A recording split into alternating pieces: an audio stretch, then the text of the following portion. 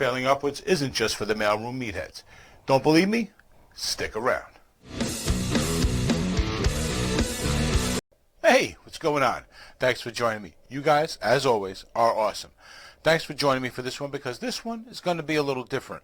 You see, I was thinking about a little bit of the guitar history, solid body electric guitar history specifically, and don't ask me why. I mean, I'm a guitar player. These things just pop into my head. So anyway, it occurred to me that history is written pretty positively. You know what I'm saying? It's a pretty positive brush, you know, that they use to paint the solid body electric guitar history. I mean, it's fine for guys like Leo Fender, who created the solid body electric guitar, but some of the other players in the beginning there, they don't deserve some accolades. You know what I'm saying? Their story's told a little positively when it shouldn't be. So it occurred to me that maybe there's a void to be filled. So I did a little looking around, and I wrote a little something I like to call Failing Upwards, a Gibson story.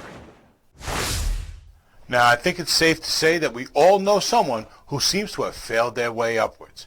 You know, that guy who did that thing that should have got him fired, but instead got him a promotion. Oh, you know that guy too. Well, don't think that companies aren't capable of doing this too. As guitar players, I think we all know at least one company that seemingly has failed their way to the top of the solid body electric guitar market. Now, of course, I'm talking about Gibson.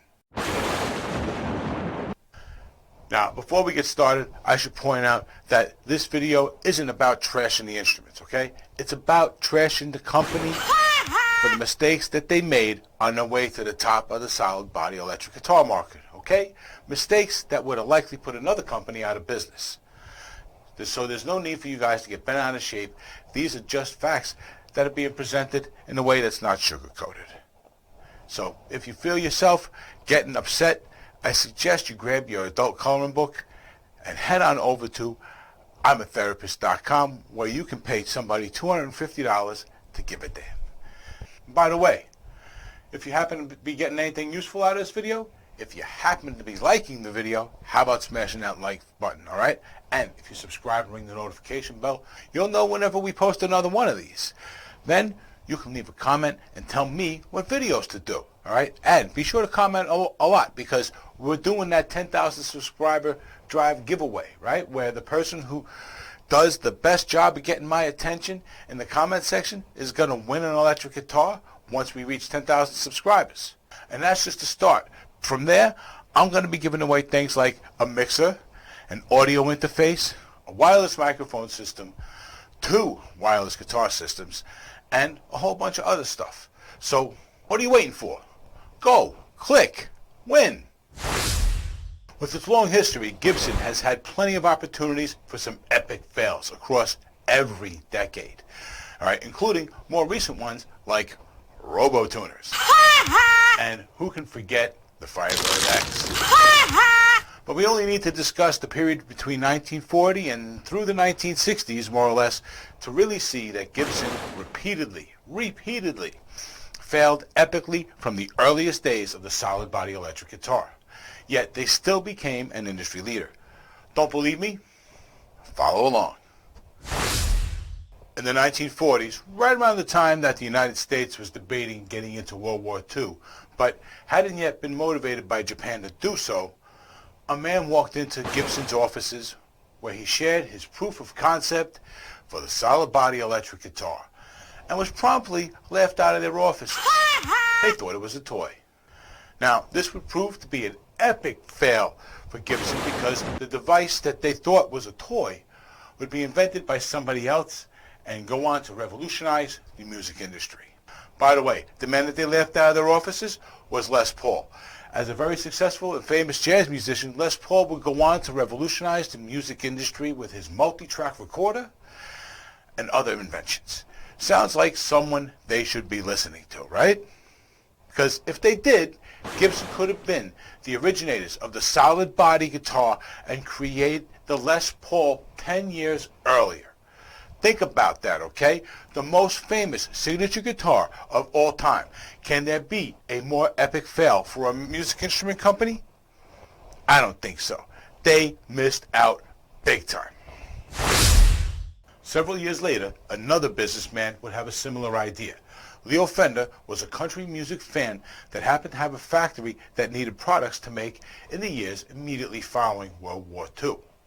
He decided to address the issues his musician friends were having, which had to do with guitars and not enough volume. Leo's answer was the solid body electric guitar that we've come to know as the Esquire, which then would evolve into the Broadcaster, the Nocaster, and then finally the Telecaster.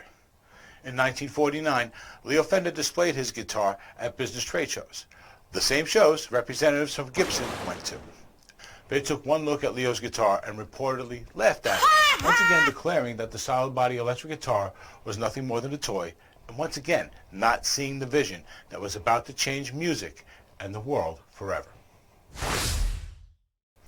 Once this guitar was released by Fender, the people over at Gibson were going to have to change their tune because the Esquire took off.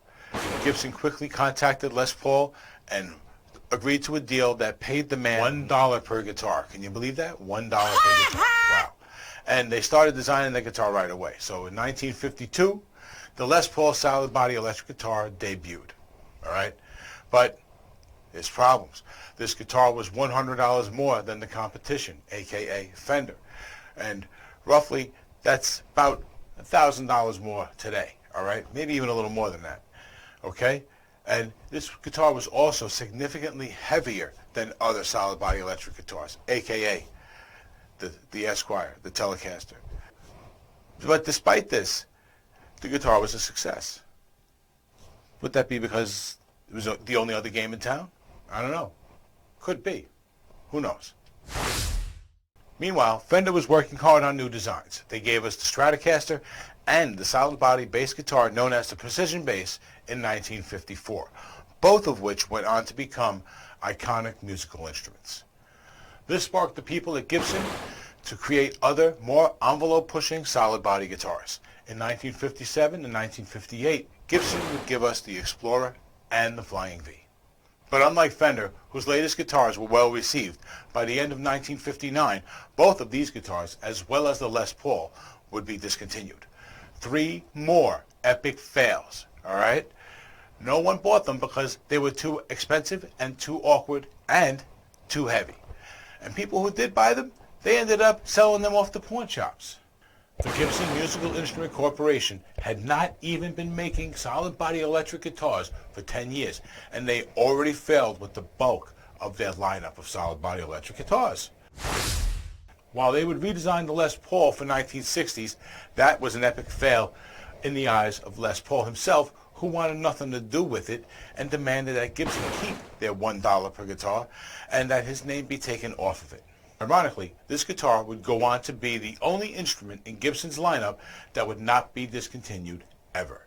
Today, we call it the SG, which itself is a real smart name. Look it up sometime. As for all those other guitars, those Flying Vs, the Explorers, the Les Pauls, they would all sit on pawn shop walls until the mid-60s when broke musicians would start buying them because they were cheap. Not because they were great, they were cheap. These people would go on to become famous, and they would take their Gibsons along for the ride. The Les Paul that we know would be re-released during this time, and the Explorer and V re-releases would both soon follow. These performers made the Gibson solid body guitars what they are today, not Gibson. They made the guitars iconic and desirable, not Gibson. Gibson made them heavy and expensive. That's all that they did. The corporate mindset at Gibson lost the company the opportunity to be the originator of the solid body electric guitar, the instrument that changed music forever. All right? Can there ever be a more epic fail in the music industry? I doubt it. Yet here they are at the top of the heap.